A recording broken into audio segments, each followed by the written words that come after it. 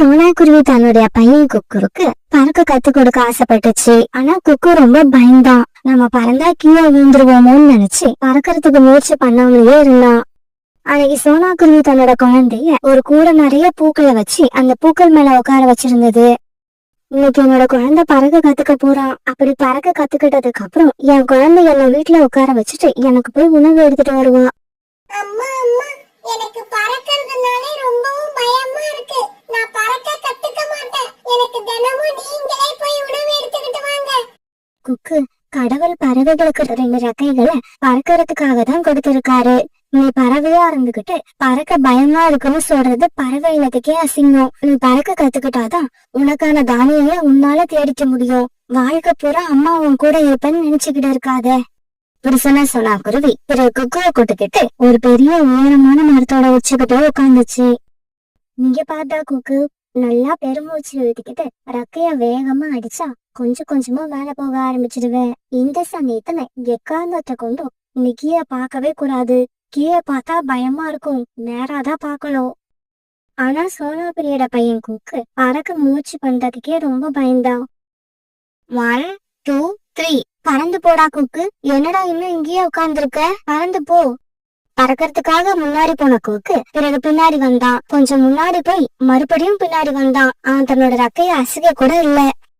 இங்க பாட்டா குக்கு, நீ இந்த மாதிரி பயந்தனா உன்னால எப்பவுமே பறக்க முடியாது.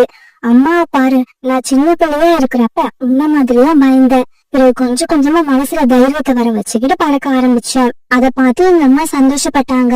அதே மாதிரி நீயும் என்ன சந்தோஷப்படுத்து. பிறகு கொஞ்ச நேரம் கழிச்சு சோனா குருவி ரொம்ப வற்புறுத்தினதுக்கு அப்புறம் குக்கு மெதுவா பறக்க முயற்சி பண்ணான். கொஞ்ச தூரம் மேல பறந்து போன குக்கு மேல இருந்து கீழே பார்த்ததால பயந்து போய் கீழே விழ ஆரம்பிச்சான். அம்மா அம்மா, என்ன காப்பாத்துங்க. அம்மா, நான் கீழே விழுந்துகிட்டு இருக்கேன். குக்கு இப்படி கீழே விழுத பார்த்த சோனா குருவி ரொம்ப வேகமா குக்கு நோக்கி பறந்து போச்சு. இப்படி கீழே விழக்கூட குக்கு தரையில விழறதுக்கு முன்னாடியே அவங்க தூக்கிட்டு மேல பறந்து போச்சு. குக்கு, நீ அம்மா பேச்ச கேட்கவே இல்ல. பறக்கும் போது எக்காரணத்தை முன்னிட்டு கீழே பார்க்காதன்னு உனக்கு எத்தனை தடவை சொல்றது? அம்மா, இன்னைக்கு பறந்தது போதும். இதுக்கப்புறம் பறக்க வேண்டாம். வாங்க நம்ம வீட்டுக்கு போவோம். நான் அப்புறமா பறக்க கத்துக்கிறேன். குக்கு இப்படி சொல்லிட்டு அழுத உடனே பிறகு சோனா குருவி குக்குவை தூக்கிட்டு தன்னோட வீட்டுக்கு பறந்து போச்சு. அம்மா, சாரிம்மா. இன்னைக்கும் என்னால பறக்க முடியல. கீழே பார்க்க கூடாதுன்னு தான் நினைக்கிறேன். ஆனா என்னையும் அறியாம கீழே பார்த்துறேன். சரி குக்கு, நீ வீட்டுல இரு. அம்மா போய் உணவு தேடி எடுத்துட்டு வரேன். இப்படி சொன்ன சோனா குருவி பிறகு உணவு தேடுறதுக்காக வெளியில பறந்து போச்சு. இப்படி போற வழியில சோனா குருவி கோரிக்காகத்தை சந்திச்சது.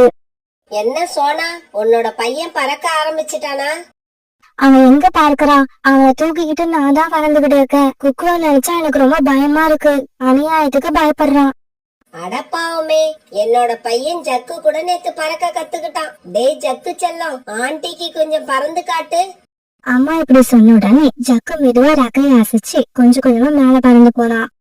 இங்க பாரு சோனா, நீ உன்னோட குழந்தைக்கு ரொம்பவும் செல்லம் கொடுத்து வளர்த்துட்ட. நீ எவ்வளவுதான் அன்பா சொன்னாலும் அவன் பறக்க மாட்டான். கோரியக்கா, பறக்கிறதுக்கு பயப்படுறவன என்னதான் பண்ண முடியும்? அவன் அடிக்க சொல்றீங்களா? சோனா, நான் சொல்றத நல்லா புரிஞ்சுக்க. நான் ஒன்னும் உன்னோட குழந்தைய அடிக்க சொல்லல, அவனுக்கு அதிர்ச்சி வைத்தியம் பண்ணணும்னு சொல்றேன். அப்படின்னா? உடனே கோரிக்கா அவன் தாவி போய் சோனா குருவி பக்கத்துல உட்காந்து அது காதுல எதையோ ரகசியமா சொல்லுச்சு. ஆமா சோனா, நான் சொல்றபடி செஞ்சு பாரு. இந்த மாதிரி பயப்படுற குழந்தைங்க தன்னோட அம்மா மேல ரொம்பவும் அன்பு வச்சிருப்பாங்க. அந்த அன்பை உனக்கு சாதகமா பயன்படுத்தி தான் நீ அவனை பறக்க வைக்கணும்.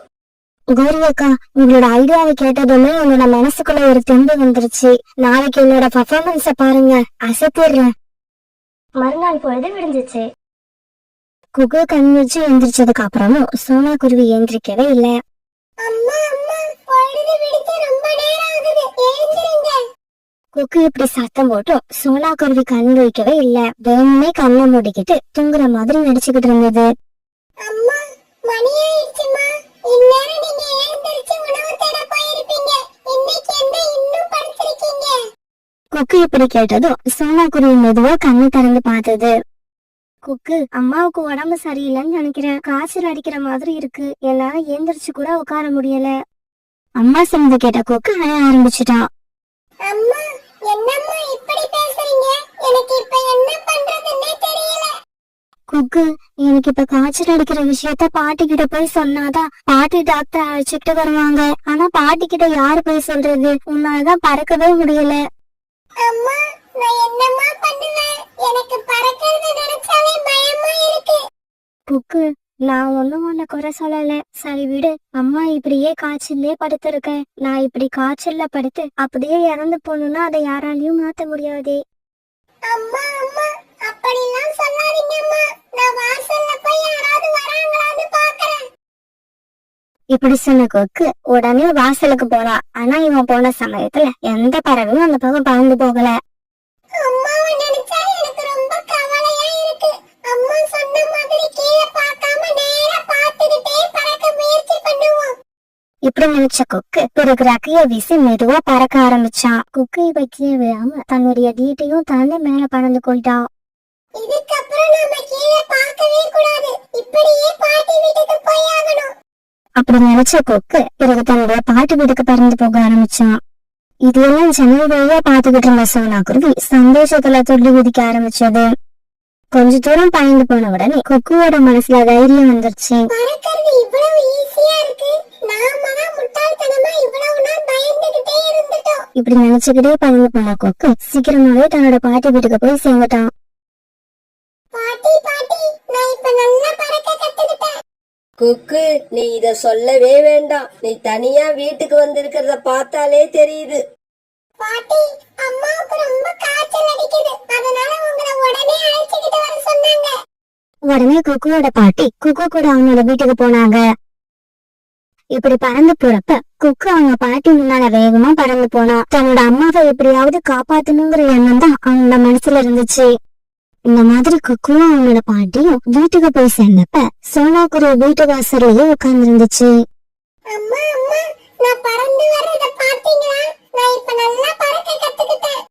டே குக்கு, நீ நம்ம வீட்டுல இருந்து நீ பாட்டிய கூப்பிட பறந்து போனத நான் ஜன்னல் வழியா பாத்துக்கிட்டு தான் இருந்தேன். உன்னை பறக்க வைக்கிறதுக்காக தான் அம்மா காய்ச்சல் அடிக்குதுன்னு போய் சொன்னேன். அம்மா, அப்படியாம்மா? அப்ப உங்களுக்கு உண்மையிலேயே காய்ச்சல் இல்லையா? இல்லடா செல்லம், அம்மாவுக்கு எந்த காய்ச்சலும் இல்ல.